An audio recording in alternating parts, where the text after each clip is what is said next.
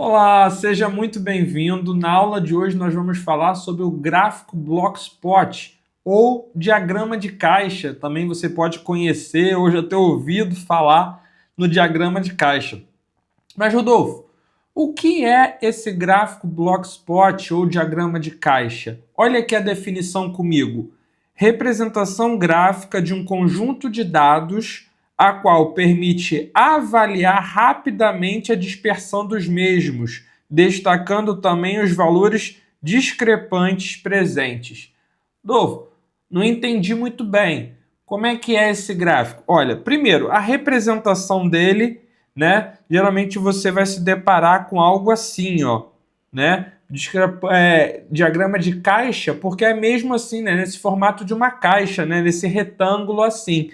Eu coloquei ele tanto aqui, assim, na horizontal, como também coloquei ele aqui, assim, na vertical. Ele pode aparecer das duas formas. Coloquei aqui a representação para a gente.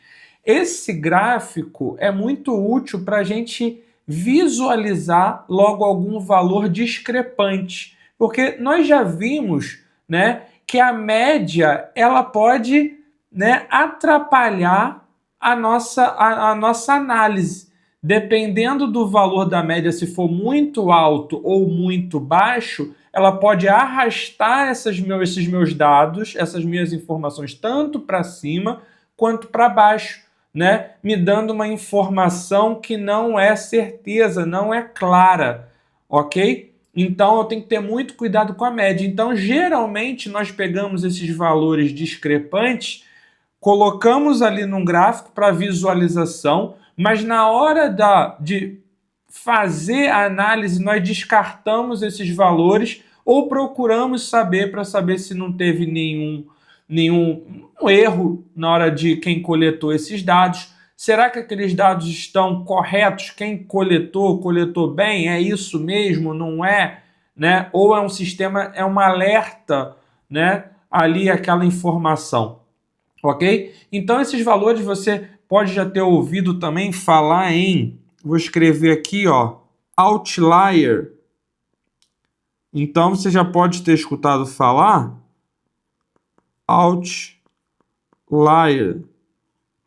ok? Também conhecido, né, por esse nome. Esses valores discrepantes também leva aqui esse nome, outlier. Ok? Então, mas Rodolfo, quem seriam esses valores? Aqui, ó.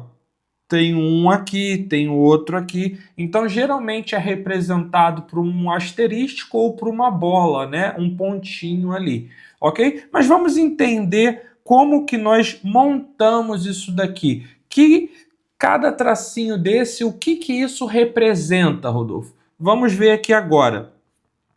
Como é que a gente vai visualizar isso? Antes eu quero mostrar para vocês aqui, né, isso que nós acabamos de falar sobre esses valores discrepantes. Eu tenho aqui uma tabela onde tenho aqui os valores de peso, né, de certos alimentos, vamos colocar assim, peso de alguma coisa.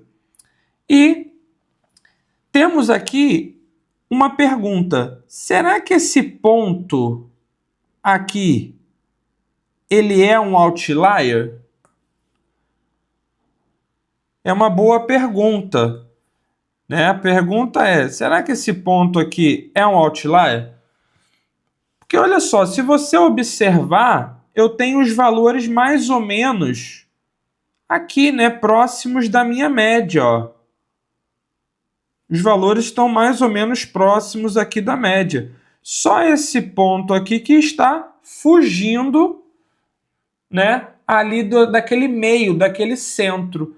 Mas será que eu posso considerar ele um outlier? Ele é um outlier? Ele não é um outlier?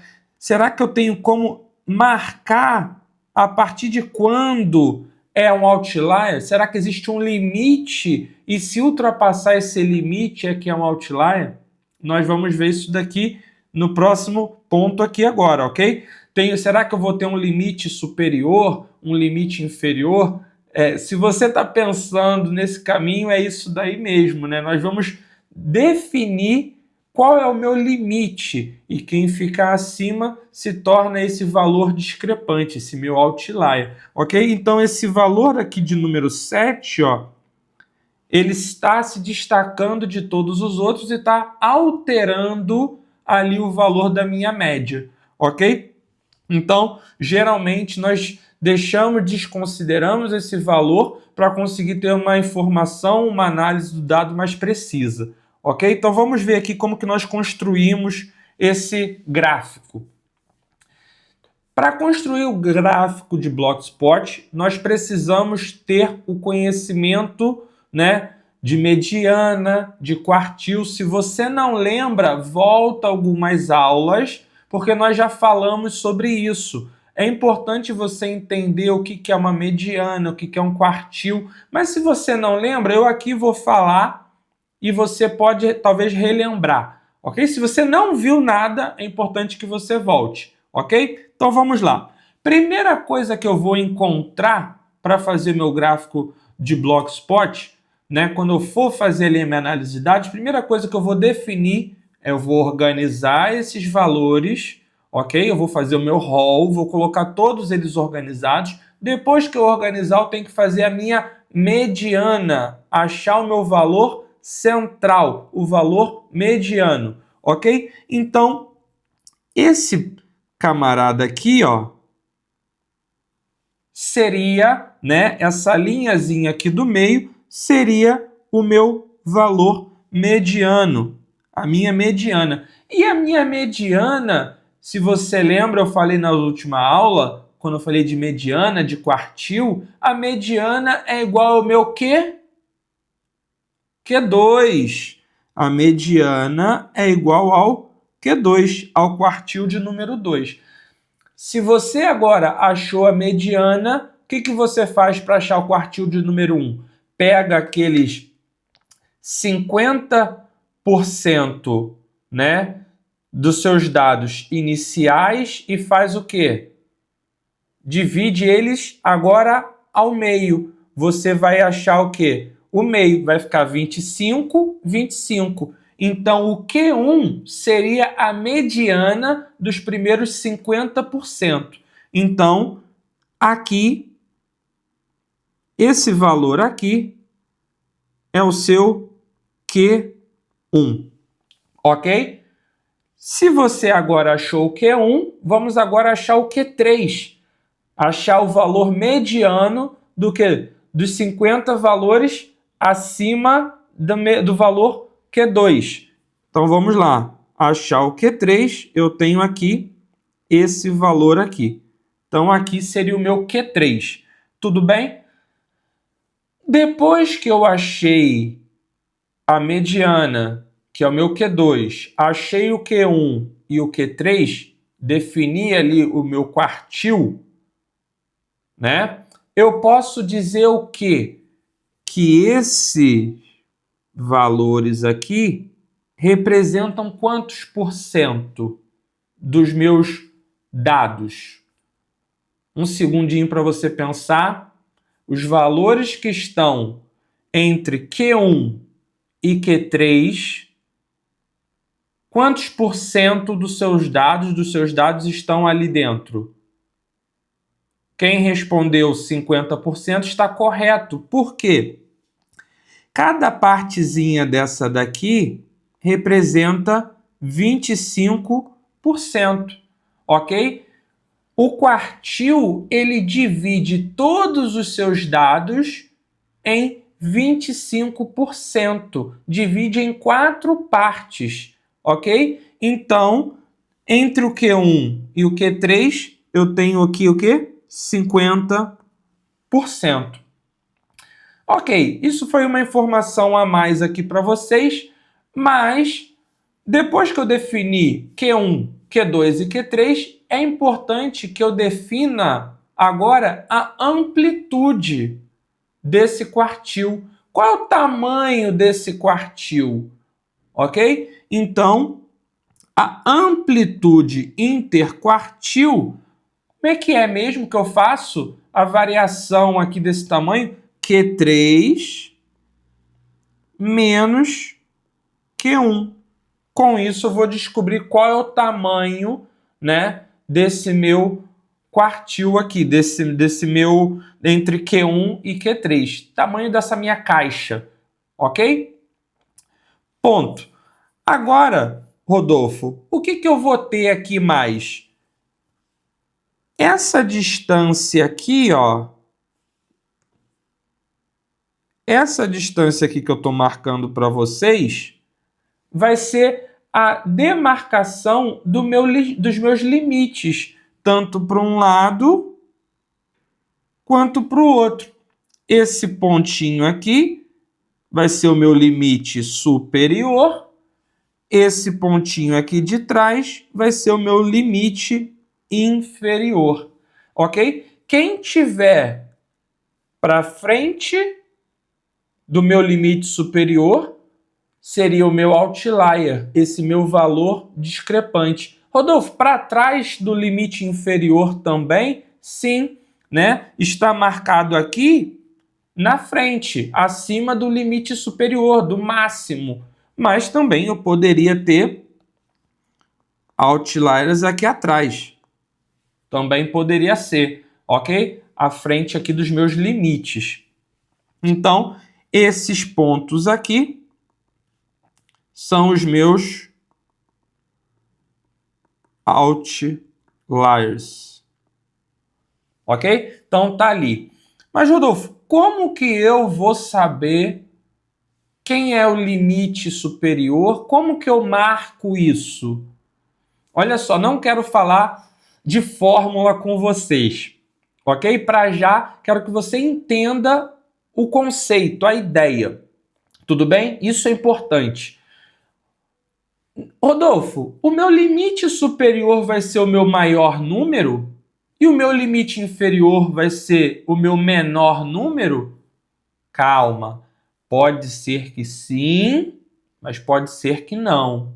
Isso é muito importante a gente ter isso bem claro, ok? O meu limite, tanto inferior quanto superior, ele pode ser definido de duas maneiras, ok? Se o seu limite superior for menor que alguns dados que você tenha, então o seu limite superior vai ser aquele encontrado por uma fórmula, que nós vamos ver aqui. Eu vou dar um exemplo para vocês. Mas se o seu valor do limite superior for acima do seu maior dado, então o seu maior dado ele entra como sendo o seu limite superior. Rodolfo, ainda não ficou bem claro. Vamos lá. Vou escrever aqui para vocês, tudo bem? Então vamos lá. Limite inferior vai ser o mínimo dos dados, ou Q1 menos 1,5 de Q3 menos Q1. E o seu limite superior vai ser o máximo dos dados, o Q3 mais 1,5 do Q3 menos o Q1. Rodolfo, agora ficou difícil. Com essa fórmula eu não entendi muito bem. Então, o que eu estava explicando para vocês, o seu limite inferior pode ser que talvez seja o seu menor valor dos seus dados, ok? Mas também pode ser que seja essa fórmula aqui, ok? O que significa essa fórmula, Rodolfo? Para você encontrar esse limite, você vai ter que pegar 1,5 do tamanho da caixa. O que seria 1,5 do tamanho da caixa? Uma caixa, 1, meia. Para você marcar esse limite, você pega o tamanho da caixa mais meia. Vamos considerar que eu tenho, exemplo, eu tenho um valor aqui do meu valor, meu maior valor dos meus dados aqui seja 100. Ok? Meu maior valor desses meus dados aqui que eu estou analisando é 100. E o meu Q3, olha só, o meu Q3 aqui deu 70. Estou jogando valores aqui, ok? Guarda, esse daqui é o meu valor máximo.